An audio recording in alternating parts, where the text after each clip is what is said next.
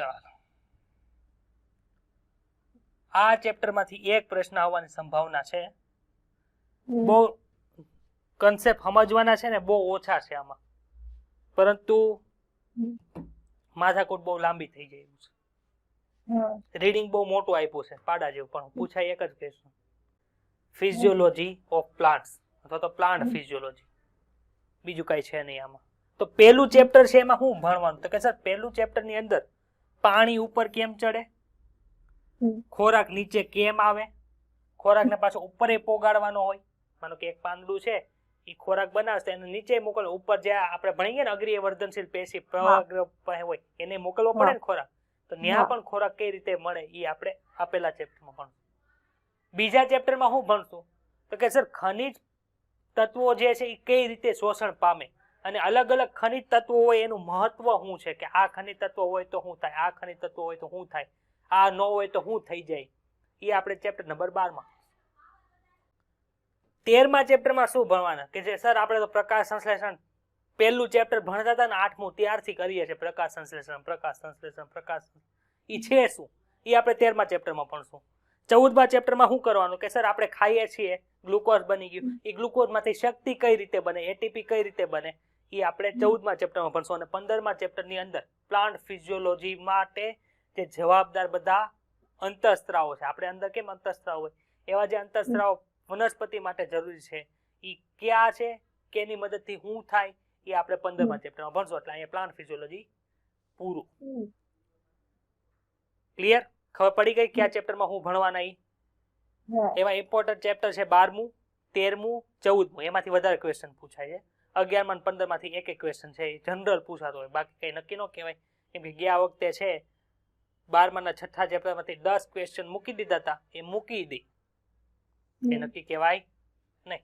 ચાલો પહેલું ચેપ્ટર ની શરૂઆત થાય છે. શું શરૂઆત થાય છે ભાઈ? જો શું તમને કહી દઈ આશ્ચર્ય થયું છે કે વૃક્ષના ટોચના ભાગ સુધી પાણી કેવી રીતે પોગી જાય? આપણે સર 2 માળનું ઘર હોય, ટાંકીમાં પાણી ચડાવવા મોટર મૂકવી પડે, તો વનસ્પતિ કેમ પાણી ચડાવી દેતી હશે? એ પોતાની કઈ મોટર મૂકેલી છે કે ચાપ દબે પાણી ઉપર વહી જાય, ખનિજ તત્વો ઉપર વહ્યા જાય, ખોરાક નીચે આવી જાય, એવું કઈ થાય? એ તો બિચારી હાલી ચાલી શકતી નથી, તો કઈ રીતે કરે છે? અથવા તો આ વાત માટેના પદાર્થ એક કોષથી બીજા કોષ તરફ કેવી રીતે જાય અને શા માટે આગળ વધે છે, અને આ પદાર્થ સમાન રીતે એક જ દિશામાં વહે છે કે અલગ અલગ દિશાની અંદર જાય છે, અને એ માટે ઉર્જાની જરૂર પડે છે કે નથી પડતી, એ આપણે આ ચેપ્ટરની અંદર ભણવું. પાણી ઉપર પોગાડવું હોય ને વનસ્પતિને તો ઉર્જાની જરૂર પડતી નથી, આમને પોગાડી. કઈ રીતે પોગાડી ભણશું, પરંતુ ઉર્જાની જરૂર પડતી નથી. કોના વહન માટે? ખોરાકના પાણીના વહન માટે. વનસ્પતિઓને પ્રાણીઓની સાપેક્ષે વધારે દૂર સુધી અણુઓને લઈ જવાની જરૂરિયાત હોય છે. પ્રાણીઓ છે અમુક ફૂટ સુધીની જ હાઈટ હોય, વનસ્પતિ કેટલી બધી વધારે હોય, તેને વધારે દૂર સુધી પાણીનું ને ખોરાકનું વહન કરવું પડે. જો કે તેઓમાં કોઈ પણ પ્રકારનું પરિવહન તંત્ર હોતું નથી. આપણે પરિવહન તંત્ર હોય, હૃદય પંપ કરે છે એટલે બધું હાલે છે, હૃદય બંધ થઈ જાય તો આપણે ઉપડી જાય, બધું બંધ થઈ જાય. એમાં આની અંદર તો હૃદય નથી. આપણે વનસ્પતિને કાપી હતી કે નહોતી કાપી? મૂળને કટ કર્યું હતું, પ્રકાંડને કાપ્યું હતું, પર્ણને કાપ્યું હતું, તો કઈ હૃદય જોવા મળ્યું હતું ન્યા? તો બધું વહન કેવી રીતે થાય છે એ આપણે જોવાનું છે. મૂળ દ્વારા મેળવાયેલું પાણી છે વનસ્પતિના બધા ભાગ સુધી પહોંચે છે, જે વૃદ્ધિ પામતા પ્રકાંડના અગ્રભાગ સુધી વહન પામે છે. પાણી ક્યાંથી જાય? તો કે મૂળ શોષણ કરે, પર્ણમાં જાય ને આગળ અગ્રીય વર્ધનશીલ પેશી આવેલી હોય ટોચ ઉપર પ્રકાંડમાં, ન્યા સુધી જાય છે. પર્ણ દ્વારા જે ખોરાક બને છે પ્રકાશ સંશ્લેષણ દ્વારા, ઈ તે હેઠે જઈને ઉપર જાય, બંને બાજુ છે ઈ જાય છે. જો આ લખું, ઉત્પન્ન થયેલ ઉત્પાદન કે નિપજો પણ વનસ્પતિના બધા અંગો સુધી પહોંચે છે અને ભૂમિની કે જમીનની ઊંડાઈમાં મૂલાગ્ર સુધી પણ પહોંચે છે. આપણે ભણ્યા ખોરાક સંગ્રહ કરતા મૂળ ભણ્યા હતા? કોને એક્ઝામ્પલ યાદ છે? 27 મૂળ, ગાજર આવે ને એવું બધું ભણ્યા હતા આપણે. ત્યાં ખોરાક પોગતો હશે તો જ સંગ્રહ થાય ને આમ થાય? ત્યાં ખોરાકનું વહન છે ત્યાં જાય છે. અને આ વહનશીલતા 2 પ્રકારે હોઈ શકે. માનો વનસ્પતિ વહન થાય છે 2 પ્રકાર. કઈ કઈ રીતે? આ એક કોષ છે ને એની બાજુમાં કોષ, આમાંથી આમાં જઈને વહન કહેવાય કે ન કહેવાય? હા સર કહેવાય ને. અને મૂળ દ્વારા જે પાણી શોષાય એને ટોચ સુધી પોગાડવું છે એને વહન કહેવાય. તો સર એક કોષમાંથી બીજા કોષની અંદર વહન થાય એવું જ વહન મૂળ દ્વારા શોષાયેલ પાણીનું થાય છે કે અલગ રીતે થાય છે? તો કે જે મૂળ દ્વારા જે પાણીનું વહન થાય છે ને એ અલગ છે, અને એક કોષમાંથી બીજા કોષની અંદર કંઈક વહન થતું હોય એ પણ અલગ છે. તો સર એક કોષમાંથી માનો કે આની પાસે સોડિયમ વધારે છે, પોટેશિયમ વધારે છે, આને જોવે છે તે મોકલે બાજુમાં, કોના દ્વારા જાય છે? તો કે સર આપણને ખબર છે અહીં કોણ આવેલું હતું? બોલો. હે કોષરસ્ય દ્રવ્ય. એમ નહીં, આથી અહીંયા આ તો વનસ્પતિ કોષ છે, કોષ દિવાલ વચ્ચે આવે. કોષરસ થી ડાયરેક્ટ નો જાય, કોષરસ તંતુ આવેલા હોય. ઈ કોષરસ તંતુ દ્વારા અહીંનો કોષરસ છે અહીંયા જાય, એના દ્વારા શું થાય છે? વહન થાય. તો આને આવા વહનને શું કહેવાય? કોષરસીય ભ્રમણ તરીકે ઓળખવામાં આવે. હવે બીજું કયું જોવા મળે? તો કે સર બીજું જે જોવા મળે છે એ વનસ્પતિમાંથી મૂળ દ્વારા જે શોષાયેલું પાણી હોય એને આપણે ઉપર મૂકી આવીએ છીએ, તો એને શું કહેવાય? તો કે સર એને આપણે આગળ ટ્રાન્સલોકેશન તરીકે ઓળખીએ છીએ, એ ભણવામાં આવશે, આગળ આવશે, અહીંયા કઈ આવશે નહીં. ચાલો, આ વહનશીલતા ટૂંકા અંતરની હોય, કોષની અંદર કે પટલીય સંરચનાની આરપાર અને પેશી અંતર્ગત એક કોષથી બીજા કોષ સુધી પણ જોવા મળે છે. એને શું કીધું? કોષરસીય ભ્રમણ. બીજું કોણ છે? તો કે સર વૃક્ષો અને છોડમાં થતું આ પરિવહનને રીતને સમજવા માટે આપણે સૌથી પહેલા કોષની આધારભૂત રચના અને વનસ્પતિઓની શરીર રચના વિજ્ઞાનના વિષયમાં મૂળભૂત જાણકારીને ફરી યાદ કરીએ, અને તેની સાથે આપણે પ્રસરણ પદાર્થોની રાસાયણિક સ્થિતિ અને આયનોનો વિશે જાણકારી પણ મેળવવી પડશે. કાંઈ નથી, ખીચડો છે, જવા દે, કઈ કામ નથી. જો જ્યારે આપણે પદાર્થોની વહનની વાત કરીએ ત્યારે સૌથી પહેલા આપણે તેની વ્યાખ્યા કરવી જરૂરી છે કે આપણે કયા પ્રકારની ગતિ અને વહનની અને કયા પદાર્થની ચર્ચા કરી રહ્યા છીએ. એટલે કે છે હું પાણીનું વહન કરતા હોય તો પાણીની વહનની વાત કરતા હોય પાણી કેટલી દિશામાં જાય? કયો તો. આ ઝાડવા ભાઈ છે,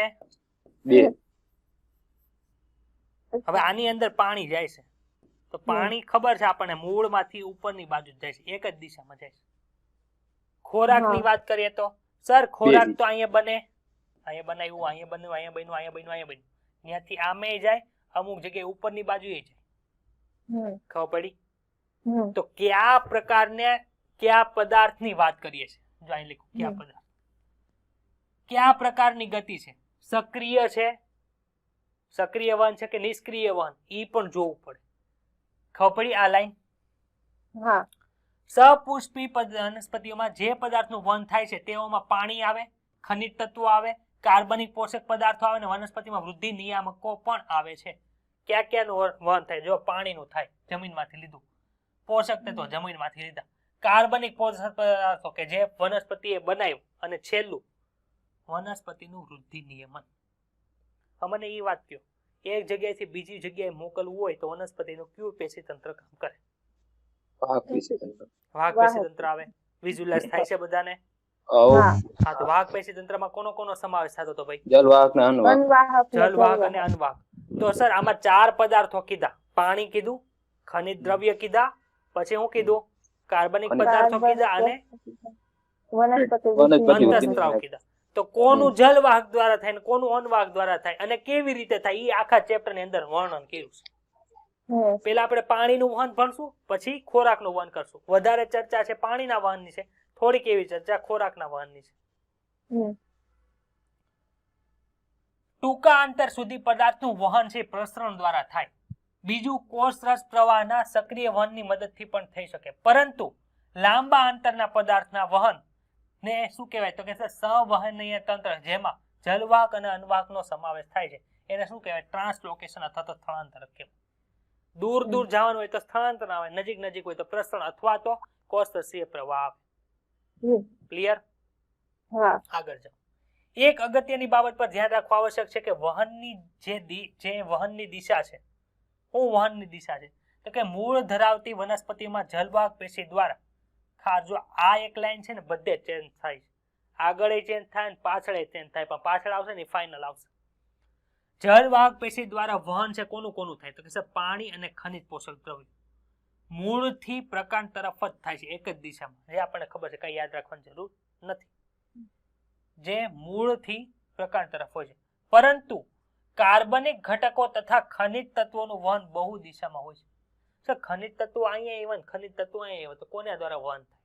જો મૂળમાંથી જે વહન થાય છે ને ખનિજ દ્રવ્યોનું, એ પાણીમાં ઓગળીને થાય છે, એટલે એનું એક દિશામાં વહન થાય.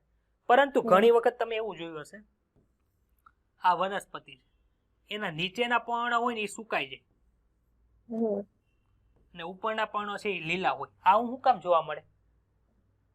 જમીનની અંદર એ પોષક દ્રવ્યો હોય એ તો અમુક પ્રમાણમાં જ હોય. પછી જમીનમાં જો ખાલી થઈ જાય ને આગળ આને વિકાસ કરવો હોય તો શું થાય? તો કે સર આ પાંદડા છે ને સુકાઈ જાય. એ પાંદડા શું કામ સુકાય? નીચે આવેલા પાંદડા. તો કે આની અંદર જે પોષક દ્રવ્યો હોય ને એ ક્યાં જાય? સર ઉપરની બાજુએ વયા જાય.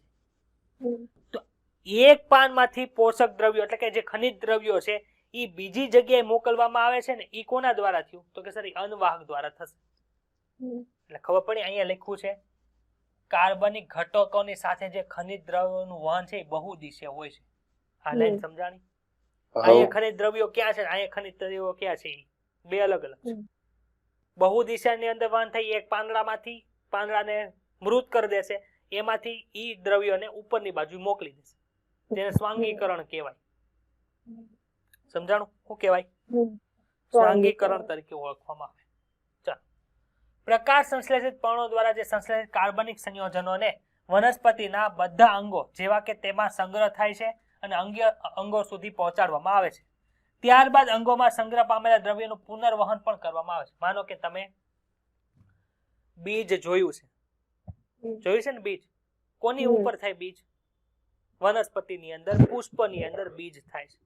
એ બીજની અંદર ખોરાકનો સંગ્રહ થાય કે ન થાય? સર અભ્રૂણપોષી હશે તો બહાર સંગ્રહ પામશે, ભ્રૂણપોષી હશે તો ક્યાં સંગ્રહ પામશે? તો કે સર બીજપત્રની અંદર સંગ્રહ થઈ ગયો.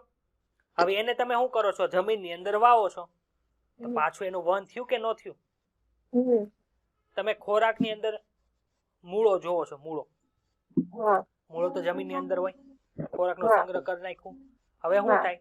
આ તો આપણે બહાર ઉપાડીને એને ખાઈ જઈએ છીએ, બાકી ખાવ ને મૂળો અંદર ને અંદર રહેવા દો તો શું થાય?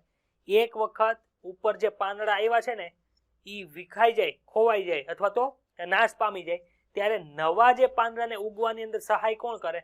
તો કે સર અંદર જે ખોરાક સંગ્રહ થયેલો છે એ ઉપર આવશે ને પાછો બધાને ખોરાક પૂરો પાડશે. સમજાણું? એટલે ત્યાં જે ખોરાકનું વહન થાય એને શું કહેવાય? પુનર્વહન તરીકે ઓળખવામાં આવે છે. મૂળ દ્વારા વનસ્પતિઓ ખનિજ પોષક તત્વોને મેળવે છે, જે આ દ્રવ્યોને પ્રકાંડમાંથી પર્ણ તરફ તેમજ વૃદ્ધિ પામતા વિસ્તારો સુધી મોકલવામાં આવે છે. જ્યારે વનસ્પતિનો કોઈ ભાગ જીર્ણ અવસ્થા કે વૃદ્ધાવસ્થા અથવા તો વાર્ધક્ય પ્રાપ્ત કરે ત્યારે તે વિસ્તારમાં પોષક દ્રવ્યોને પાછા મેળવીને વૃદ્ધિ પામતા વિસ્તાર તરફ મોકલવામાં આવે છે. આ લાઈન સમજાણી? ડાઉટ છે? વાર્ધક્ય એટલે નાશ પામે એ ભાગ. નાનો સમાનાર્થી છે. અંતઃસ્ત્રાવો કે જે વનસ્પતિને વૃદ્ધિ નિયામકો અને અન્ય રાસાયણિક ઉત્તેજક પદાર્થોનું પણ વહન કરાવે છે. આ વનસ્પતિ વૃદ્ધિ નિયામકોને ઇંગ્લિશની અંદર PGR કહેવાય, પ્લાન્ટ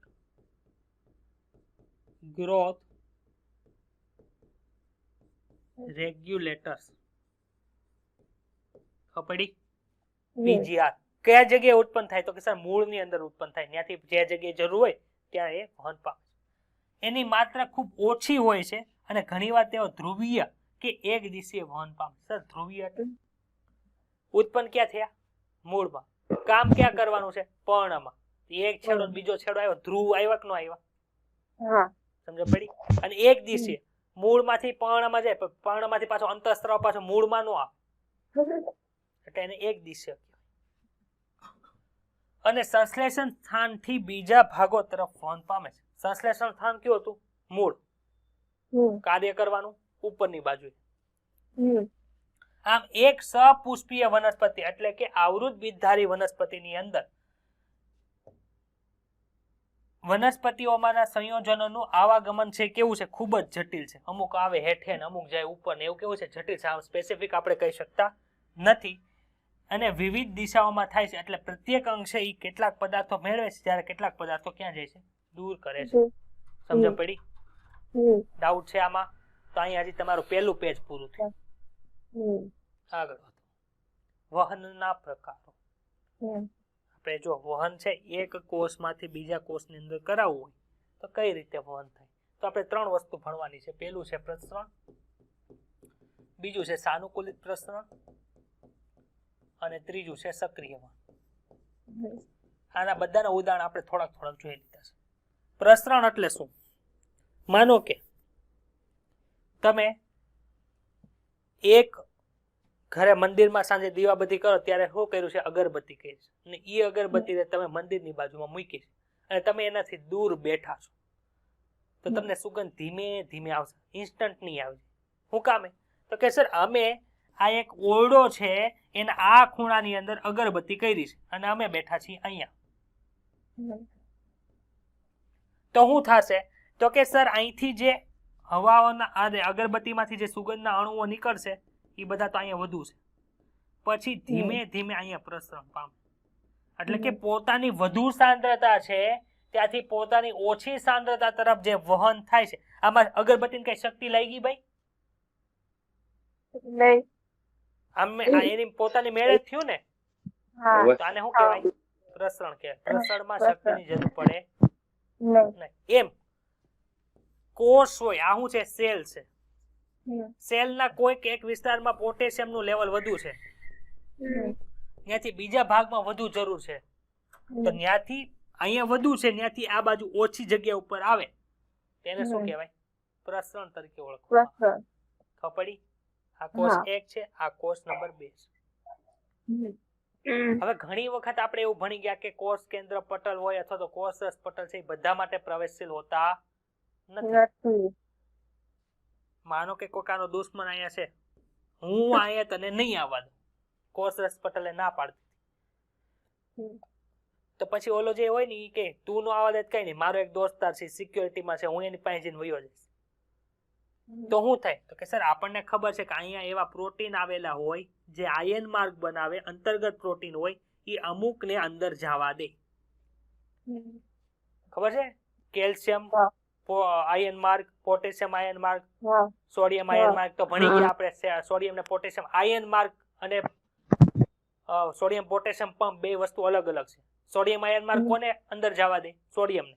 પોટેશિયમ આયન માર્ગ કોને અંદર જવા દે? પોટેશિયમ. કેમ કે પોટેશિયમ આયન માર્ગ છે પોટેશિયમ નો દોસ્તાર છે, બીજા કોઈને અંદર ન જવા દે. કેલ્શિયમ આયન માર્ગ છે કેલ્શિયમ નો દોસ્તાર છે, બીજા કોઈને અંદર જવા દે નહીં. તો આમાં થાય છે શું? કોષરસ પટલ છે એ ના પાડે છે, ભાઈ હું તને અંદર નહીં જવા દઉં. કોણ ના પાડે છે? કોષરસ પટલ. પરંતુ જેને અંદર જવું છે, હું કે મારો એક ફ્રેન્ડ છે સિક્યોરિટીમાં છે, મને અંદર જવા દેશે, એટલે ઉર્જાનો ઉપયોગ નથી થતો. વધુ સાંદ્રતા ઓછી સાંદ્રતા તરફ પ્રોટીનની મદદથી અંદર જવાય છે. આ પ્રકારની શું કર્યું? તો કે આ બધા ભાગને આપણે ફેસિલિટી પૂરી પાડી. ફેસિલિટી આપી ને કે પ્રોટીન એને અંદર જવા દીધું. આથી આવા જે ટ્રાન્સપોર્ટ હોય, આવા જે ડિફ્યુઝન હોય એને શું કહેવાય? ફેસિલિટેડ ડિફ્યુઝન અથવા તો સાનુકૂલિત પ્રસરણ તરીકે ઓળખવામાં આવે. એને કોઈ અંદર ન જવા દીધું એટલે ઓલા પ્રોટીન હતો ને એ એને સાનુકૂળતા કરી દે, હું તને અંદર જવા દઈશ, અહીંયા હોય. તો આમાં શું થયું? સાનુકૂલિત પ્રસરણ. ખબર પડી? ઉર્જાનો ઉપયોગ થયો. સર ઉર્જાનો ઉપયોગ નથી થયો, વધુ સાંદ્રતા ઓછી સાંદ્રતા તરફ ગયા. હા સર એમ થયા. એટલે પ્રસરણ અને સાનુકૂલિત પ્રસરણ વચ્ચે ખબર પડી બધાને? ચાલો ત્રીજું છે સક્રિય વહન. સક્રિય વહન ક્યાં જોયા તો કે સર સક્રિય વહન આપણે જ્યારે આ કોષ હતો આપણો ચેતાકોષ, એમાં ઉત્તેજના વહી ગયા પછી અંદરની બાજુએ સોડિયમની સાંદ્રતા અને પોટેશિયમની સાંદ્રતા સમાન કરવા માટે, એટલે કે જે હતી કરવા માટે જેનો ઉપયોગ કરતા હતા એ સોડિયમ પોટેશિયમ પંપ હતો. હવે સોડિયમ પોટેશિયમ પંપ હોય અથવા તો કોઈ પણ પંપ હોય એ શું કરે છે? માનો કે અહીંયા 5 સોડિયમ આયન પોટેશિયમ આયન છે અને બહારની બાજુએ 10 પોટેશિયમ આયન છે. તો એ પ્રસરણ હોત અથવા તો સાનુકૂલિત પ્રસરણ હોત તો શું થાત? તો કે સર 10 પોટેશિયમ આયન છે ત્યાંથી 5 પોટેશિયમ આયન તરફ વહન થાત. પરંતુ આ 5 પોટેશિયમ આયન કે મારે બહાર જ ફરવા જવું છે, મારે અંદર નથી રહેવું, તો સાનુકૂલિત પ્રસરણ દ્વારા નહીં થાય ને ખાલી પ્રસરણ દ્વારા નહીં જાય. તો ન્યાય એક બીજો બોડીગાર્ડ હોય, પૈસા લઈ લે, લાવો પૈસા લાવો તો જ તમને બહાર જવા દો, હોસ્ટેલની બહાર આમનો મફતમાં હું ન જવા દો. એટલે પૈસા લઈને બહાર આવવાથી એવા જે પંપ હોય જે ઉર્જાનો ઉપયોગ કરીને કાર્ય કરે એને કેવું કહેવાય? સક્રિય વહન તરીકે ઓળખવામાં. ખબર પડી કે ડાઉટ છે? ચાલો રીડ કરો. પ્રસરણ દ્વારા જેમાં જો ઉર્જાનો ઉપયોગ ન થાય એને નિષ્ક્રિય વહન કહેવાય, જેમાં ઉર્જાનો ઉપયોગ થાય એને શું કહેવાય? સક્રિય વહન કહેવાય. પ્રસરણ દ્વારા વહન નિષ્ક્રિય રીતે થાય છે તો તે કોષના એક ભાગમાંથી બીજા ભાગ સુધી અથવા તો બીજા કોષ સુધી કે અન્ય કોષ સુધી વહન થાય છે, જેને ટૂંકા અંતરનું વહન અથવા તો નિષ્ક્રિય વહન કહી શકાય. આ સમજાણું? આ કોષમાંથી આ કોષમાં જવાનું તો આ કોષની અંદર ને અંદર આટા મારવાના હોય તો વધુ સાંદ્રતાથી ઓછી સાંદ્રતા તરફ ડાયરેક્ટલી વહન થાય એને પ્રસરણ કહેવાય. કઈ જગ્યાએ જોવા મળે? તો કે પર્ણના આંતરકોષીય સ્થાનથી બાહ્ય પર્યાવરણ સુધી કોઈ પણ દિશામાં થઈ શકે છે. પાણી હોય, પાણી પણ ભણે તો વાયુરંધ્ર નીચે આંતર રંધ્રીય અવકાશ જોવા મળતો, ઉપરંધ્રીય અવકાશ જોવા મળતો હતો. ત્યાં કઈક વરાળ હોય ને એને બહાર વયું જવું હોય તો ડાયરેક્ટ વહી જાય. શું કામ? અંદર વરાળ વધુ છે, બહાર વરાળ ઓછી છે. એ પ્રસરણ થઈ ગયું. આમાં ઉર્જાનો વ્યય થતો નથી, એટલે કે ઉર્જા ઉપયોગમાં આવતી નથી. પ્રસરણમાં અણુ અનિયમિત રીતે વહન પામે છે. તમે અગરબત્તી કરી હોય ત્યાંથી કઈ તમને દેખાય અણુ અહીંથી આમ આવ્યો, આ સ્પેસિફિક આમ સી આકારેથી આવ્યો, ગમે ત્યાંથી ગમે ત્યાં જાય, એમાં ફિક્સ હોય નહીં. પણ મેઇન વસ્તુ શું છે કે પદાર્થ વધારે સાંદ્રતા તરફથી ઓછી સાંદ્રતા વાળા વિસ્તારમાં વહન પામે છે. પ્રસરણ એક ધીમી ઘટના છે, ક્રિયા છે, અને જે જીવિત તંત્ર પર આધારિત નથી. પ્રસરણ કેવી હોય? ધીમી ઘટના છે. અગરબત્તીની સુગંધ આવતા થોડોક ટાઈમ લાગે, ઇન્સ્ટન્ટ તરત બીજા ખૂણે નો આવી જાય. એવી રીતે આપણા શરીરમાં એક જગ્યાએથી બીજી જગ્યાએ કઈ વસ્તુ પોગાડી હોય તો પ્રસરણ દ્વારા થશે તો બહુ વાર લાગે, તો માણસ મરી જાય. એટલા માટે પ્રસરણ છે એ આધારિત નથી. માનો કે પર્ણમાં ખોરાક વધારે બનાવેલો છે, પર્ણ એ પોતે, ઈ ખોરાકને પ્રસરણ દ્વારા હેઠે લાવવો કેટલો ટાઈમ લાગી જાય? ખબર પડી? એટલે ઈ વાત ઉપર છે આપણું પ્રસરણ, આપણું જે ખોરાકનું વહન છે અથવા તો પાણીનું વહન છે આધારિત રહેતું નથી. વાયુ અને પ્રવાહી પદાર્થની અંદર પ્રસરણ છે સ્પીડમાં થાય છે. વાયુ હોય, આ વાયુમાં પ્રસરણ આપણે જોયું ને અગરબત્તીમાં પ્રસરણ થાય છે. પ્રવાહી ઢોળાયેલું હોય તો એક જગ્યાએ વધુ હોય તો બીજી જગ્યાએ ધીમે ધીમે જાય, ઢાળ હોય તો. તો ઘન પદાર્થ છે, માનો કે અહીં તમે બોક્સ મૂક્યું, લાકડાનું બોક્સ, એ પ્રસરણ પામીને એક જગ્યાએ બીજી જગ્યાએ જાય કોઈ દી? તો નથી જાતું. તો ઘન પદાર્થની અંદર આપણે પ્રસરણ છે એ દર્શાવી શકતા નથી. વનસ્પતિઓ માટે પ્રસરણ છે અત્યંત મહત્વપૂર્ણ છે. શું કામ ભાઈ વનસ્પતિ માટે મહત્વપૂર્ણ છે? તો કે આપણે જોઈએ CO2 છે એ વનસ્પતિની અંદર આવે, ઓક્સિજન બહાર છે જ્યારે પ્રકાશ સંશ્લેષણ થતું હોય, એમ વનસ્પતિની અંદર જે આ વાયુઓનું વહન થાય છે ને એ બધું કોઈ પ્રક્રિયા થાય તો કે સર એ પ્રસરણથી થાય છે. આથી વનસ્પતિની અંદર પ્રસરણની પ્રક્રિયા છે ખૂબ જ આવશ્યક છે. પ્રસરણનો દર કોની ઉપર આધાર રાખે? પહેલી કન્ડિશન છે સંકેન્દ્રણ ઢાળ. અહીંયા જેટલી સાંદ્રતા વધુ હશે ને એટલી ઝડપથી બીજી જગ્યાએ પહોંચશે. તમારી ટાંકી હોય, ટાંકી એમાં પાણી વધુ ભરેલું હોય તો નળમાં ફાસ્ટ પાણી આવે.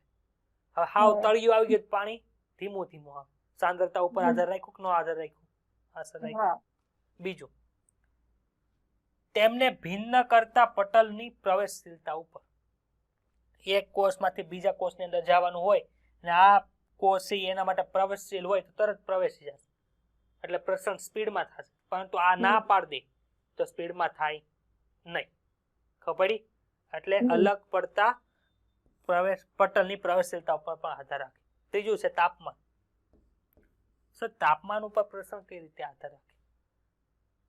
તો કે સર તાપમાન જેમ વધુ હોય ને એમ પ્રસરણનો વેગ કેવો હોય? વધી જાય. કઈ રીતે? તો તમે જો તમારી ટ્યુબ હોય, ટ્યુબ ગાડીની ટ્યુબ અથવા સાયકલની ટ્યુબ તડકામાં હોય ત્યારે શું થાય? તો કે સર અણુઓની ગતિ વધી જાય. અણુઓની ગતિ વધી જાય એટલે હાથે નાથે ફાટી જાય, તો પ્રસરણ વધી ગયું કે ન વધી ગયું? એક બીકર છે ઉપરથી ઢાંકી દીધું છે, અથવા તો તમે એક ચાની કીટલી લ્યો ને ઉપરથી ઢાંકણું ઢાંકી આગળ નાળચું ખુલ્લું રાખો અને તમે નીચેથી ઓલું કરો તો શું થાય? વધારે પ્રમાણમાં ગરમ હવા બહાર આવવા મળે કિટલીના નારચામાંથી. આવો ન્યૂટનને પ્રયોગ કર્યો હતો, ખબર છે? તો જેમ જેમ નહીં, તાપમાન વધુ એમ પ્રસરણનો દર વધુ. વધુ. ચોથું છે દબાણ. પાણીનું પાઉચ કેટલાય જોયું છે આમાંથી? બધાએ જોયું છે. જોયું હોય ને? એક બાજુ તોડીને પાણી પીવાનું, પણ તમે આમ નામ થોડું પાણી કરો, પ્રેશર આપો ને, પાઉચને પ્રેશર આપો એટલે તમારા મોઢાની અંદર પાણી વધારે સ્પીડની અંદર આવે. તો જેમ દબાણ વધુ એમ પ્રસરણ પણ વધુ. નથી. સમજાય છે કે ડાઉટ છે? સમજાય. હા. સાનુકૂલિત પ્રસરણ. સાનુકૂલિત પ્રસરણ થવા માટે પ્રસરણ ધોળાંશ છે ઈ હોવો જોઈએ. એટલે કે એક જગ્યાએ વધુ સાંદ્રતા, એક જગ્યાએ ઓછી સાંદ્રતા હોય તો જ સાનુકૂલિત પ્રસરણ થાય. ને કઈ દિશામાં? વધુ સાંદ્રતાથી ઓછી સાંદ્રતામાં. જો અહીંયા પ્રસરણ જ લખ્યું પણ એને ફેસિલિટી આપી દીધી. કોની ફેસિલિટી આપી? પ્રોટીનની. પ્રસરણના દરનો આધાર પદાર્થના સ્વરૂપ કે આકાર પર પણ નિર્ભર હોય છે. કઈ રીતે ભાઈ? પદાર્થના સ્વરૂપને આકાર. એક જગ્યાએ બીજી જગ્યાએ જાઓ તો પ્રવેશશીલ હશે તો સ્પીડમાં થાય, પ્રવેશશીલ નહીં હોય તો ધીમે ધીમે થાય. આકાર ઉપર આ નાનો ઉંદેડો છે, આ મોટો ઉંદેડો છે, કોણ સ્પીડમાં દોડે? નાનો ઉંદેડો. એમ નાના અણુ હોય એનું પ્રસરણ ઝડપથી થાય, મોટો ઉંદેડો હોય એનું પ્રસરણ ધીમે ધીમે. એક જણો હોય પતલો ને એક જણો હોય જાડિયો, ને બે દોડવાનું કીધું કોણ ઝડપથી દોડે? સર પતલો હોય ઈ, જાડિયો હોય ઈ પાછળ રહી જાય. ચાલો. સ્પર્શ છે કે નાનો પદાર્થ ઝડપથી વહન પામે છે. કોઈ પણ પદાર્થનું પ્રસરણ પટલના મુખ્ય પદાર્થની લિપિડની દ્રાવ્યતા ઉપર પણ આધાર રાખે છે. આપણે તો ગમે ત્યાં જીવન પદાર્થની અંદર, જીવન સજીવની અંદર વહન કરવાનું છે. જીવન સજીવ બનેલો હોય કોષનો, ને કોષનું કોષરસ પટકોનું બનેલું હોય લિપિડ. આથી લિપિડમાં દ્રાવ્ય છે ઝડપથી પ્રસરણ પામશે, લિપિડમાં અદ્રાવ્ય છે ઝડપથી વહન પામશે નહીં. તો એના માટે શું કરવું પડે? ફેસિલિટી આપવી પડે. કોની? પ્રોટીન. એટલે લિપિડના દ્રાવ્યતા ઉપર હું કામ આવ્યું ખબર પડી? લિપિડમાં ભળી જનાર પદાર્થ છે એ પટલના માધ્યમમાંથી ઝડપથી પ્રસરણ પામે છે. જે પદાર્થના બંધારણમાં જલાનુરાગી, જો જલાનુરાગી અને જલ વિતરાગી. આમાં કોને પાણી પ્રત્યે ઓલું છે? આકર્ષણ. જલાનુરાગી. હા, તેને હાઇડ્રોફિલિક, શું કે હાઇડ્રોફિલિક કહેવાય, હાઇડ્રોફોબિક કહેવાય. નહીં, હાઇડ્રોફિલિક એટલે જનુરાગી ને હાઇડ્રોફોબિક એટલે જળવિતરાગી. હાઇડ્રોફિલિક અને હાઇડ્રોફોબિક. શોર્ટકટ આપો સર. આમાં એલ આવ્યો, એલ ફોર લવ થાય. કોની પ્રત્યે લવ છે સર? પાણી પ્રત્યે, એટલે જલ અનુરાગી. સર આમાં એલ નથી એટલે કે લવ નથી, એટલે કે જલ વિતરાગી. પાણીમાં દ્રાવ્ય હોય ને ચરબીમાં દ્રાવ્ય ન હોય, ચરબીમાં દ્રાવ્ય હોય પાણીમાં દ્રાવ્ય ન હોય. એટલે પાણીમાં જે દ્રાવ્ય હોય એટલે કે પાણી પ્રત્યે આકર્ષણ ધરાવતા હોય એ કોષરસ પટલમાંથી ઝડપથી પસાર થઈ શકે નહીં. એટલે કાંઈ જો લખ્યું છે, જે પદાર્થો બંધારણમાં જલ પ્રત્યે આકર્ષણ ધરાવતા હોય તે પટલના માધ્યમમાંથી આરપારમાં મુશ્કેલીથી પસાર થાય છે. સમજ પડી? પાણી પ્રત્યે આકર્ષણ છે એટલે ચરબીની અંદર દ્રાવ્ય થતા નથી. યાદ રહી જશે ને? ફિલિક ફોબિકમાં યાદ કઈ રીતે આખું ઈ? આમ તેઓનું વહન સાનુકૂલિત રીતે થાય છે. આવા અણુઓને આરપાર પસાર કરવા માટે પટલમાં વિશેષ પ્રોટીન આવેલા હોય છે. તેઓ સંકેન્દ્ર ઢાળને અનુસરીને વહન કરાવશે, પરંતુ પોતે સંકેન્દ્ર ઢાળ સ્થાપી શકતા નથી. એટલે કે પોતે સંકેન્દ્ર ઢાળ બનાવી ન શકે. એક બાજુ વધારે સાંદ્રતા, એક બાજુ ઓછી સાંદ્રતા, એ પોતે ન કરી શકે. એક જગ્યાએ વધુ સાંદ્રતા, એક બાજુ ઓછી સાંદ્રતા હોય તો એ વહનની અંદર હેલ્પ કરી શકે. જો કે અણુઓના પ્રસરણ માટે સંકેન્દ્ર ઢાળ નિશ્ચિત રીતે પહેલેથી હાજર હોવો જોઈએ, ભલે તેઓને પ્રોટીનની મદદ મળતી હોય. આવી ક્રિયાને સાનુકૂલિત પ્રસરણ તરીકે ઓળખવામાં આવે છે. સાનુકૂલિત પ્રસરણમાં પદાર્થોને પટલની આરપાર પસાર કરવાની ક્રિયામાં વિશિષ્ટ પ્રોટીન મદદરૂપ થાય છે. તેમાં એટીપી ની ઉર્જાનો પણ વપરાશ થતો નથી. સાનુકૂલિત પ્રસરણ ઓછીથી વધુ સાંદ્રતા તરફ વાસ્તવિક વહન કરી શકતા નથી. ખબર પડી? જે ભણ્યા છે એ જ તે ક્યારનું આવે છે રીડિંગમાં, બીજું કઈ છે નહીં. ડાઉટ હોય તો બોલો. આ કારણે ઉર્જાનો ઉપયોગ આવશ્યક બને છે. કેમ ઉર્જાનો ઉપયોગ આવશ્યક બને? જો આ કોષરસ પટલ છે, શું છે હું જોતો રહું છું ભાઈ. કોષરસ પટલમાં કેટલા લેયર હોય? સર 2 લેયર હોય. કોના 2 લેયર હોય? લિપિડ ને પ્રોટીન. ફોસ્ફોલિપિડ. પ્રોટીન લેસિથિન. લેસિથિન. હાલો આવું છે પટલ છે. આવું આમ હોય કે ન હોય આખું? આ કોષની અંદરની બાજુ, આ બહારની. ક્લિયર થઈ ગયું? હા સમજાય છે ને બેન? ચાલો અહીંયા છે 1 2 3. અહીંયા કેટલા છે? 1 2 3 4 5. પરંતુ આ કેવું છે? જલાનુરાગી આ પદાર્થ છે. આથી એને આમાં જવું હોય તો આ ડાયરેક્ટ જવા દે નહીં. આ કે મારે કઈ ટેન્શન નથી, મારો ફ્રેન્ડ અંદર બેઠો જ છે, મને જવા દેશે. કોણ છે આ? પ્રોટીન. માનો કે આ સોડિયમ આયન છે, તો આ પ્રોટીન ને શું કહેવાય? સોડિયમ આયન માર્ગ કહેવાય. હા. સોડિયમ આયન માર્ગ અહીંયા કેટલા છે? 5 છે. અહીંયા 3 છે. આથી અહીંથી આમ જશે. અહીંયા વધુ સાંદ્રતા છે, અહીંયા ઓછી સાંદ્રતા છે, એટલે જશે. ખબર પડી? હવે અહીંયા અંદર 3 જ છે. હવે માનો કે આ પ્રોસેસ નથી થતી. અહીંયા કેટલા છે? 3 છે. અહીંયા કેટલા છે? 5. આ અંદર જે સોડિયમ આટા મારે છે એ કંટાળે છે, મારે ગમે એમ થાય મારે બહાર જ નીકળવું છે. પરંતુ આ સોડિયમ આયન માર્ગ એને બહાર ન નીકળવા દે. શું કામે? તો કે સર અહીંયા 3 છે ને અહીંયા 5 છે, અહીંથી આમ પ્રોસેસ થાય નહીં. જો આને બહાર નીકળવું હોય તો શું કરવું પડે? ઉર્જા આપી. તો એ કેવું બંધ થઈ ગયું? સક્રિય બંધ થઈ ગયું. સમજ પડી? આ લાઈન શું કહેવા માંગે છે? પ્રસરણ ઓછીથી વધુ સાંદ્રતા તરફ વાસ્તવિક વહન કરી શકતું નથી, અને જો એ કરાવવું હોય તો ઉર્જાનો ઉપયોગ આવશ્યક થાય છે. જ્યારે બધા જ વાહક પ્રોટીન અણુઓ ક્રિયાશીલ બને ત્યારે વહનનો દર મહત્તમ હોય છે. શું કહેવા માંગે છે આપ? મારી પાસે 5 મજૂર છે અને મારી પાસે ઈંટો ખાલી 3 જ છે, તો હું 5 મજૂરને કામે લગાડી દઉં? સર ન લગાડું. 3 ઈંટ કરવી હોય તો એક જણે કરી દે ને. હવે એની જગ્યાએ 30 છે તો મેં હજી 2 મજૂરોને કર્યા, તો ઉપર ચડાવવાનો દર વધ્યો થોડોક. પેલા એક જ મજૂર કામ કરતો, હવે 3 મજૂર કામ કરતો. હવે શું કરી નાખ્યું?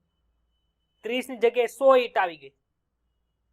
એટલે શું થયું? તો કે સર 5 મજૂર હતા ને 5 છે ઈંટ ઉપર ચડાવવા માટે કામે લાગી. હવે ત્યાં 100 ઈંટ હોય કે 1000 ઈંટ હોય, જેટલા મજૂર હતા એટલા બધા કામે લાગી. એટલે હવે એકમ સમયની અંદર ઈંટું ચડાવવાની જે પ્રોસેસ છે એ હવે વધે નહીં. શું કામે? બધા મજૂર કામે લાગી ગયા છે. આથી પ્રસરણનો દર વધારે ક્યારે થાય? તો કે સર જ્યારે બધા જ વાહક પ્રોટીન છે એ ક્રિયાશીલ બને અહીંથી અહીં મોકલવા માટે, ત્યારે વહનનો દર મહત્તમ હોય. સમજાય છે? સાનુકૂલિત પ્રસરણ એક ખૂબ જ વિશિષ્ટ પ્રકારનું છે. તે કોષોને પદાર્થો મેળવવા માટે પસંદગીની તક આપે છે. શું કામે? ગમે એની અંદર ન જવા દે. એનો પ્રોટીન એનો ભાઈબંધ જો અંદર હશે તો જવા દે, બાકી જવા દે નહીં. એને કોઈક સિક્યોરિટી ઓળખતું હશે કોષરસ પટલમાં તો એને જવા દે, બાકી જવા દે નહીં. પસંદગીની તક આવી ને, ગમે એ તો અંદર ગળી નથી જતું. પ્રોટીનની પાર્શ્વ શૃંખલા સાથે પ્રતિક્રિયા કરતા અવરોધકો પ્રત્યે પણ તે સંવેદનશીલ હોય. આપણે તે રાત થાય છે જે કોરોનાનું રિસેપ્ટર પ્રોટીન હોય, સ્પાઇક પ્રોટીન, એ આપણા કોષોને ઓળખે છે, એટલે આપણા કોષો એના અંદર ગળવા દે છે. જો એ ન ઓળખતું હોત તો એ અંદર ગળત નહીં. સ્પાઇક પ્રોટીન ખબર છે ને કોને કહેવાય? કાલ સમજાયું હતું. છેલ્લે રોકાણા છે એને ખબર છે, જે ગુલ્લી મારી ગયા છે. હવે તો લેક્ચર પૂરો થઈ ગયો, હવે કઈ સર કઈ નહીં ગપ્પા મારે છે, આપણે હાલો વૈયા છે એવું કર્યું છે એને નહીં ખબર. ચાલો, તો એ પાર્શ્વ શૃંખલા એટલે શું? માનો કે આ પ્રોટીન હોય તેની ઉપર આપણે શૃંખલા જોઈતી, ખબર? આવી રીતે ચેપ્ટર નંબર 8 માં એ બધી પાર્શ્વ શૃંખલા, એની પ્રત્યે પણ કોષ સંવેદનશીલ હોય. અણુઓને આરપાર પસાર કરવા માટે પટલમાં આવેલા પ્રોટીન માર્ગ બનાવે છે. કેટલાક માર્ગ હંમેશા ખુલ્લા હોય, કેટલાક નિયંત્રિત હોય છે. એટલે શું છે? મારે કે સોડિયમના માર્ગ હોય ને તો એ 2 પ્રકારના હોય. અમુક એવા 24 કલાક સોડિયમને અંદર આવવા દે, અમુક એવા હોય 24 કલાક સોડિયમને બહાર જવા દે. પણ અમુક એવા હોય ભલે તું મારો દોસ્ત રહ્યો, તારી પાસે પાસ હશે તો હું અંદર આવવા દઈશ, બાકી મારી નોકરી ખતરામાં છે એવું કહી શકે ને. તો એ કેવા હોય? નિયંત્રિત હોય. ને આમાં કેવા હોય? ભાઈ તારી પાસે પાસ ન હોય, હાલ ની ભાઈ 24 કલાક આવવા દે. એવા ખબર પડે છે બંને વચ્ચે શું ડિફરન્સ છે? નિયંત્રિત આયન માર્ગ હોય અને અમુક કેવા હોય 24 કલાક ખુલ્લા હોય. કેટલાકમાં તે એવી બધી ઓથોરિટી હોય ને એ મોટી મોટી ખટારા હોય એને અંદર આવવા દે. કેવા ખટારા ભાઈ? તો કે સર કણાપ સૂત્ર છે, કણાપ સૂત્રનું કદ મોટું હોય, બેક્ટેરિયા હોય ઈ મોટા પાડા જેવા હોય, રંજક દ્રવ્ય કણો હોય ઈ પણ મોટા હોય, એને પણ અંદર આવવા દે. માનો કે આ એક કોષ છે ને આ બીજો કોષ છે, આની પાસે ઓલા કણાપ સૂત્ર થોડા ઘટે છે ને આને વધારે કામ કરવાનું હોય તે બાજુ વાળા કે મને થોડા કણાપ સૂત્ર દે ની. તે કણાપ સૂત્ર જવા માટે ગેટ તો હોવો જોઈએ ને. તો એ મોટો ગેટ કોણ પાસે હોય? તો કે સર એમાં અમુક એવા મોટા પ્રોટીન હોય એ શું કરે, એને પણ જવા દે. એનું એક એક્ઝામ્પલ આપ્યું જો. કેટલાક માર્ગ મોટા હોય છે જે વિવિધ પ્રકારના અણુઓને પસાર થવાની પરવાનગી આપે છે. એક્ઝામ્પલ છે પોરિન્સ. પોરિન્સ એક પ્રકારના પ્રોટીન છે જે રંજક દ્રવ્ય, કણાપ સૂત્ર અને બેક્ટેરિયાના બાહ્ય પટલમાં મોટા મોટા પ્રકારના છિદ્રોનું નિર્માણ કરે છે અને પટલમાંથી નાના કદના પ્રોટીન જેટલા અણુઓને પણ પસાર થવાની. એટલે કે એક કોષ છે એની અંદર આ બધા વસ્તુ જવા દે હોય તોય જવા દે. અથવા તો કણાપ સૂત્રમાં શું બને? એટીપી બને.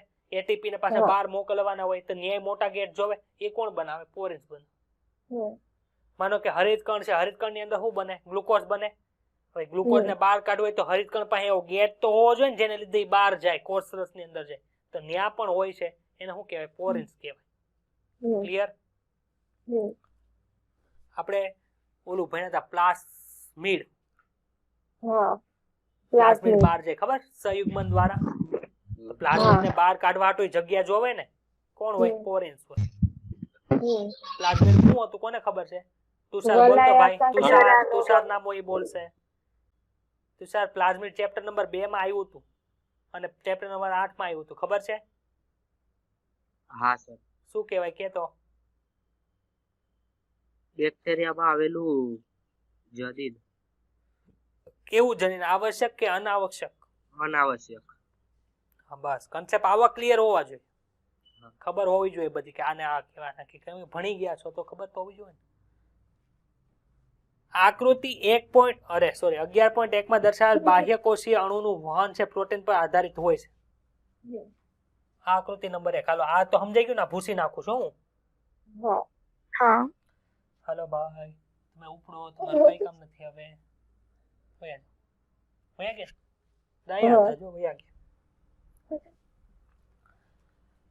આકૃતિ નંબર 1, આકૃતિ નંબર 2. કોષરસ પટલ છે, આ અંદરની બાજુ છે, આ બહારની બાજુ છે. અહીંયા કેટલા કણ છે? 1 2 3 4 5 6 7. 7 છે. અહીંયા કેટલા છે? 0 છે. અહીંયા શું થયું? તો કે સર અહીંયા 1 2 3 4 5. અહીંયા 1 2 3. એટલે કે 3 અણુ કોષીય પટલની મદદથી, એટલે કે કોષીય પ્રોટીનની મદદથી અંદર ગયા. આને શું કહેવાય? સાનુકૂળ પ્રશ્ન કહેવાય. ભણી ગયા આપણે. આકૃતિમાં દર્શાવેલ છે કે બાહ્ય કોષીય અણુનું વહન પ્રોટીન પર આધારિત હોય છે અને તે વહન પ્રોટીન પછી ભળી જઈને કોષની અંદરની અણુને મુક્ત કરે છે. એટલે કે અહીંથી શું થાય? બે અહીંયા જોઈન્ટ થઈ ગયા, ત્યાંથી અહીંયા મુક્ત કરી દીધું. ઉદાહરણ તરીકે જલમાર્ગ, કે જે 8 પ્રકારના વિવિધ એક્વાપોનિન્ટ્સ માંથી બનેલા હોય છે. કે કોષની અંદર પાણી મોકલવું, પાણી આમથી તો આમ ન જાય કોઈ દી. ક્યાંથી જાય સર? અહીંથી જાય. તે કોના દ્વારા બન્યો? ઈ જે પ્રોટીન હોય 8 પ્રકારના પ્રોટીન માંથી બનેલું એક્વાપોરિન્સ કહેવાય. ચાલો સિમ્પોર્ટ એન્ટીપોર્ટ ભણો.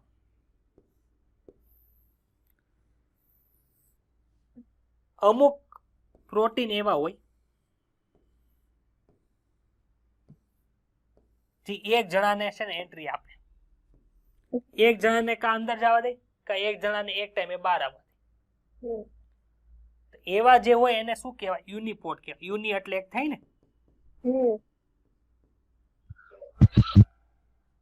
એક એવા પ્રોટીન છે જે કે તમે કપલ ની અંદર આવતો જ હું આવવા દે, બાકી નહીં આવવા દે. અમુક એવું હોય ને કપલ શો હોય, એમાં કપલ હોય, લગ્ન થયેલા હોય તો જ અંદર જાય, બહાર જવા દે નકર ન જાય. તો એ શું થાય? 2 જણાને હારે જવા દે અંદર. તો આને શું કહેવાય? સિમ્પોર્ટ. અમુક કેવા છે અંદર જગ્યા ફૂલ થઈ ગઈ, ભાઈ કોક બહાર આવશે ને તો જ તને હું અંદર જવા દે.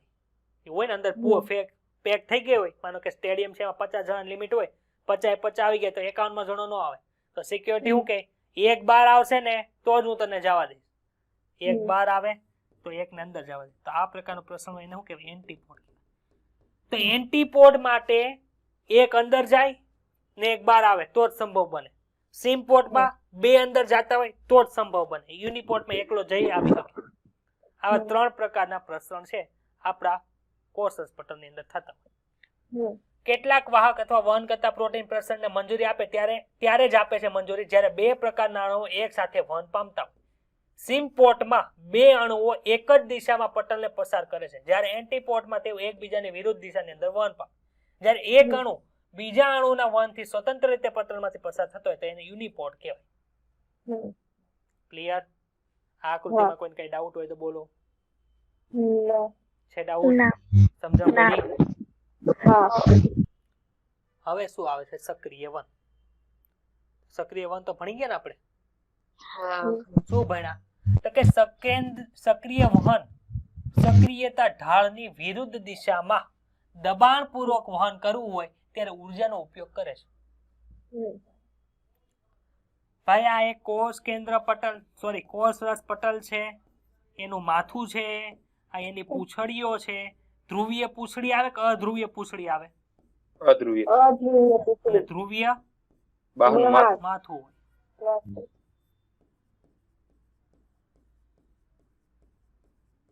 હું કામ આગળ ભૂસી નાખ્યું હતું ને એટલે હું પાછું દોરું છું. બહારની બાજુ અંદરની બાજુ કે આખું આ આવી રીતે હશે. ભાઈ અહીંયા 5 સોડિયમના આયન છે ને લોહી પીધું છે, મારે બહાર જ નીકળવું છે. બહાર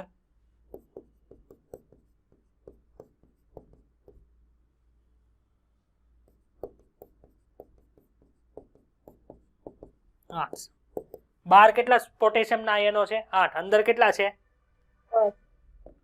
અહીંયા પ્રોટીન પણ હાજર છે. અંદર ના એ લોહી પીધું, મારે બહાર જવું, મને અંદર નથી ગમતું, મને હોસ્ટેલમાં નથી ગમતું. સિક્યોરિટી કે હું બહાર નો જ જઈ શકું. ઓલા લાલચ હું તમને થોડાક પૈસા આપી મને બહાર જવા દો ને. પછી શું થાય? પૈસા આપીને આ પોટેશિયમ વાળા બહાર આવે. તો આને શું કહેવાય? સક્રિય વહન કહેવાય. સક્રિય વહન પટલના પ્રોટીન દ્વારા થાય છે. પટલની અંદર પ્રોટીન આવ્યું છે. જો આયન માર્ગ હતો ને ઈ સક્રિય વહનમાં ભાગ નો લે. આયન માર્ગ છે ઈ સાંદ્રતાના ઢોળાંશ આધારિત જ કામ કરે. આ બીજો હોય. ઓલા સિક્યોરિટી હારા હતા, ઈ ઓલું કેન્દ્ર ઢાળ વિરુદ્ધ જ થાય. આ તો પૈસા લઈને એની વિરુદ્ધમાં કામ કરે છે. એટલે કેવા સિક્યોરિટી કહેવાય આને? ભ્રષ્ટાચારી સિક્યોરિટી કહેવાય. પૈસા લઈને કામ કરે છે. એટલે આ ખાલી યાદ રાખવાનું કહું છું કે આ ભ્રષ્ટાચારી નહીં છે તો જ આપણે જીવતા છીએ. આમ પટલના વિવિધ પ્રોટીન સક્રિય અને નિષ્ક્રિય બંને વહનમાં મુખ્ય ભૂમિકા ભજવે છે. બંનેની અંદર આવે કોણ? પ્રોટીન જ આવે, પરંતુ અમુક સક્રિય રીતે કામ કરે, અમુક નિષ્ક્રિય રીતે કામ કરે. પંપ એટલે સોડિયમ પોટેશિયમ પંપ નામ સાંભળ્યું છે ને? છેલ્લે પંપ આવ્યું. આ પંપ એટલે શું? તો કે એક રીતે પ્રોટીન છે જે પદાર્થોને પટલને પાર કરાવવામાં ઉર્જાનો ઉપયોગ કરે છે. પંપ પ્રોટીન પદાર્થોને ઓછા સંકેન્દ્ર તરફથી વધુ સંકેન્દ્ર તરફ વહન કરી જાય છે. જ્યારે બધા જ વાહક પ્રોટીન ક્રિયાશીલ બને ત્યારે વહનનો દર મહત્તમ હોય છે. આ લાઈનમાં કોઈ ડાઉટ છે? આ વસ્તુ મેં ઉત્સેચકોમાં સમજાવી હતી કે શરૂઆતમાં સાંદ્રતા જેમ જેમ વધે એમ શું થાય? ઉદ્દીપનની પ્રક્રિયા ઝડપથી થાય. પરંતુ એક સાંદ્રતા એવી આવી જાય ત્યાંથી તો પછી તમે ગમે એટલી સાંદ્રતા વધારો ને તો ઉદ્દીપનની પ્રક્રિયા સ્પીડમાં થાય નહીં. શું કામ? કે ઉત્સેચકોના અણુઓ બધા કામે લાગી છે. ઉત્સેચકોની જેમ જ વાહક પ્રોટીન પટલની બીજી બાજુએ પસાર થવા વાળા પદાર્થો માટે ખૂબ જ વિશિષ્ટ હોય છે. કાર્બનિક એનહાઇડ્રેસ જે છે એ કાર્બનિક એસિડ બનાવવાની પ્રક્રિયાને ઉદ્દીપન કરે. એ યુરિક એસિડ બનાવવાની પ્રક્રિયાને ઉદ્દીપન કરે નહીં, કેમ કે સ્પેસિફિક છે. એમ સોડિયમ પોટેશિયમ પંપ છે, સોડિયમ પોટેશિયમને જ બહાર અંદર જવાની પ્રોસેસ આપી, કેલ્શિયમને બહાર અંદર જવાની પ્રોસેસ કરી શકતા નથી. શું કામ? કે સ્પેસિફિક છે. એટલે પ્રોટીન અવરોધક પ્રત્યે પણ વધારે સંવેદનશીલ હોય છે, જે પાર્શ્વ શૃંખલા સાથે પ્રતિક્રિયા કરે છે. આનો ઉપયોગ ક્યાં કરીએ છીએ ખબર આપણે? દવામાં. દવાની અંદર આનો ઉપયોગ થાય. હવે કોર્સ છે, કોર્સ પાસે માનો તમે પેરાસિટામોલ કદાચ પીધી, એની મને મિકેનિઝમ છે ખબર નથી, પણ તું ખાલી એક્ઝામ્પલ આપ. પેરાસિટામોલ પીધી એટલે શું થાય? એક પ્રકારનું કેમિકલ જ છે. એ કેમિકલ ફરતું ફરતું ક્યાં ગયું? રુધિરમાં ગયું. રુધિરમાંથી ફરતું ફરતું ક્યાં જાય? આખા કોષ, આખા શરીરના બધા કોષ પાસે જાય. હવે જે થર્મોરેગ્યુલેટરી વાળો ભાગ હોય ત્યાં જઈને શું કરશે? પરસેવો વધારી દેશે. એટલે એક પ્રકારનું રસાયણ છે, એ કોષની પાર્શ્વ શૃંખલા સાથે કામ કરે છે. ખબર પડી? હવે એક્ટિવ બેક્ટેરિયલ હોય એ શું કરે? બેક્ટેરિયાનો પ્રવેશ અંદર થવા જ ન દે કોષની અંદર. તેમાં એ રીતે પાર્શ્વ શૃંખલા સાથે કામ કરી. એટલે એ શું થઈ ગયું? સિક્યોરિટી ને મેસેજ આપી દીધું, હવે કોઈ અંદર નહીં આવે. ત્યાં બધા બેક્ટેરિયા આટામાં જો કોષની અંદર ગળી ગયા તો અંદર ધોળાકો કરી દે. એટલે પાર્શ્વ શૃંખલા સાથે પણ એક્ટિવ હોય છે પ્રોટીન. આમાં ડાઉટ છે? ના. ચાલો તુલના કરી છે. ચાલો, પટલમાં વિશિષ્ટ પ્રોટીનની આવશ્યકતા હોય કે ન હોય? સામાન્ય પ્રસરણમાં હતી? નહીં. આમાં હતી સાનુકૂલિત પ્રસરણમાં? તો કે આમાં હતી. ઉચ્ચ કક્ષાની પસંદગી, ભાઈ આ તો બધાને આવવા જવા દે, એટલે આમાં કઈ પસંદગીશીલતા હોય નહીં. પ્રોટીન હોય તો અમુકને આવવા દે, અમુકને ન આવવા દે. આમાં છે, આમાં છે. ત્રીજું, વહનની સંતૃપ્તતા, એટલે કે એક જગ્યાએ લિમિટ આવી જાય. આમાં તો કોઈનો ઉપયોગ જ નહોતો થતો, એટલે આમાં લિમિટ ન આવે, જેટલું એટલું બધું ભરી જાય. પરંતુ આમાં લિમિટ થઈ જાય, વેગ અમુક જગ્યાએ અટકી જાય. શું કામે? એનાથી વધી ન, કેમ કે અંદરના પ્રોટીન છે એ બધે કામમાં લાગી ગયા હોય. એટલે વહનની સંતૃપ્તતા સાનુકૂલિત વહનમાં અને સક્રિય વહનમાં જોવા મળે. આમાં જોવા મળતી નથી. પછી ઉધ્વ વહન, એટલે કે ઓછી સાંદ્રતાથી વધુ સાંદ્રતા તરફ વહન. આમાંય ન થાય, આમાંય ન થાય. આમાં થાય શું કામ? ઉર્જાનો ઉપયોગ કરે છે એટલે. ઉર્જા તરીકે એટીપી ની આવશ્યકતા આમાં જ હોય છે. ખબર પડી? અવરોધ પ્રત્યે પ્રતિચાર. અવરોધ પ્રત્યે પ્રતિચાર આ તો આપે જ નહીં. આપે હા સર, પાર્શ્વ શૃંખલા હોય પ્રોટીન આમાં. સમજાણું? કોષ્ટક 1 માં ભિન્ન ભિન્ન વાહક તંત્રની તુલના કરી છે. જેમ કે સ્પષ્ટ થઈ ગયું છે કે પટલના પ્રોટીન સાનુકૂલિત પ્રસરણ તેમજ સક્રિય વહન માટે જવાબદાર છે. આ રીતે તે પસંદગીમાન પટલ હોવા માટેના સામાન્ય લક્ષણ ધરાવે છે. આપણે અમુક હોય પસંદગીમાન પટલ હોય ને ઓલું કેવું હોય, અમુક અપ્રવેશશીલ પટલ હોય ને અમુક છે પ્રવેશશીલ પટલ હોય. પ્રવેશશીલ પટલ શું કરે? ગમે એને અંદર આવે દે. અપ્રવેશશીલ પટલ શું કરે? કોઈને અંદર ન આવે દે. પસંદગીમાન પ્રવેશશીલ પટલ શું કરે? અમુકને આવે દે, અમુકને ન આવે. આથી આપણું કોર્સ પટલ કેવું છે? પસંદગીમાન પ્રવેશશીલ પટલ છે. જેવા કે અવરોધકો પ્રત્યે પ્રતિચાર પણ આપે, અંતઃસ્ત્રાવીય નિયંત્રણ પણ પ્રદર્શિત કરે છે.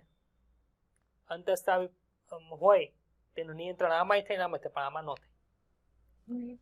પરંતુ પ્રસરણ સાનુકૂલિત હોય કે નહીં, ઢાળને અનુસરીને થાય છે અને ઉર્જાનો ઉપયોગ કરતા નથી. પ્રસરણ ગમે એ હોય, સાદું પ્રસરણ હોય કે સાનુકૂલિત પ્રસરણ હોય, એ શું કરે? ઉર્જાનો ઉપયોગ કરી, ઉર્જાનો ઉપયોગ કર્યા વગર સંકેન્દ્રણ ઢાળને અનુસરીને શું કરે છે? ખોરાકનું વહન, દ્રવ્યનું વહન કરે છે.